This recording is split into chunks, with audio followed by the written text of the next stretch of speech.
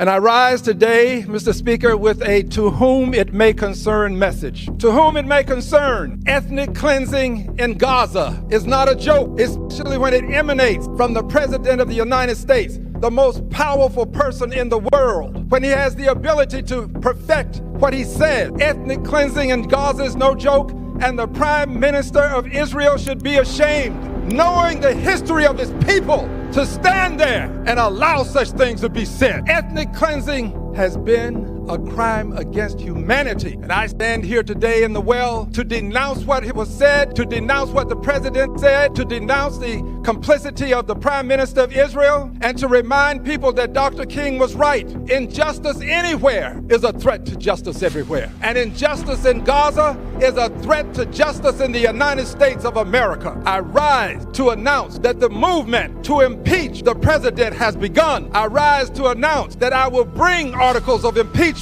against the president for dastardly deeds proposed and dastardly deeds done. Not 2, 3 goals, and I will meet all 3 goals. I think the president can help enormously. For this idea that Jordan and Egypt take Palestinians from Gaza? Yeah, I would like to see Jordan. I'd like to see Egypt take some look. The Gaza thing has not worked. It's never worked. And I feel very differently about Gaza than a lot of people. I think they should get a good, fresh, beautiful piece of land, and we get some people to put up the money to build it and make it nice and make it habitable and enjoyable and make it a home. Palestinians say they don't want to leave. I don't know how they could want to stay. It's أنا اليوم جئت لأتحدث عن موضوع خطير، قضية تخص أمريكا والعالم بأسره. رئيس أمريكا أدلى بتصريح خطير عن غزة، وهذا الأمر أثار زوبعة كبيرة في الكونغرس.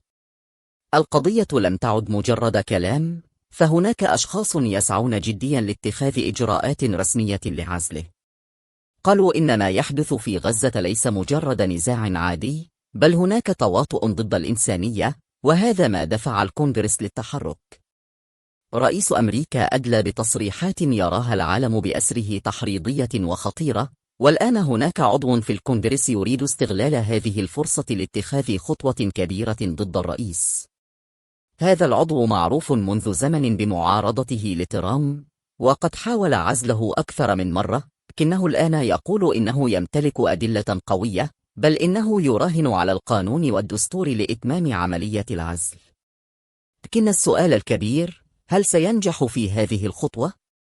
الموضوع معقد للغاية، فبالرغم من وجود العديد من الديمقراطيين الذين يعارضون ترامب، فإن عملية العزل ليست سهلة.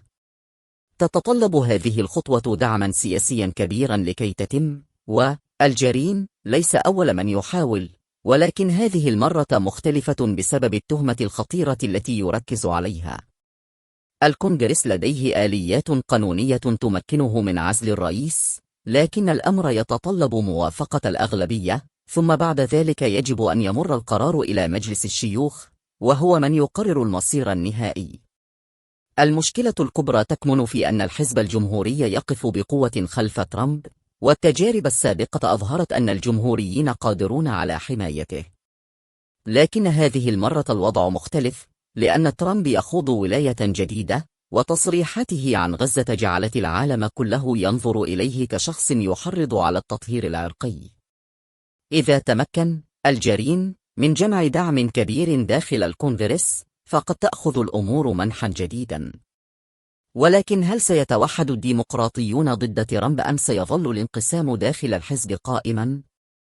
رد الجمهوريين كان متوقعا، حيث قالوا إن هذا مجرد مناورة سياسية، وأن الديمقراطيين يريدون إسقاط ترامب بأي وسيلة. لكن حتى الجمهوريين أنفسهم ليسوا جميعهم متفقين، فهناك جناح يدعم ترامب، وهناك من يخشى تأثير هذه الأزمة على الحزب. الديمقراطيون أيضا لديهم مشكلة، فهناك من يريد عزل ترامب بأي ثمن، وهناك من يرى أن العزل مغامرة سياسية خطيرة، لأنهم إذا فشلوا فسيعود ترامب أقوى من ذي قبل. على الصعيد الدولي، تراقب الدول العربية الوضع، فالسعودية ومصر والأردن تشعر بالقلق من أي تحرك سياسي قد يضر بمصالحها. ولكن يبقى السؤال الكبير، هل سيتمكن الكونغرس من عزل ترامب هذه المرة؟ أم أنه سيفلت مرة أخرى؟ هل سينجح الديمقراطيون في إضعافه؟ أم أن الجمهوريين سيقلبون الطاولة عليهم؟ هذا ما ستكشفه الأيام القادمة.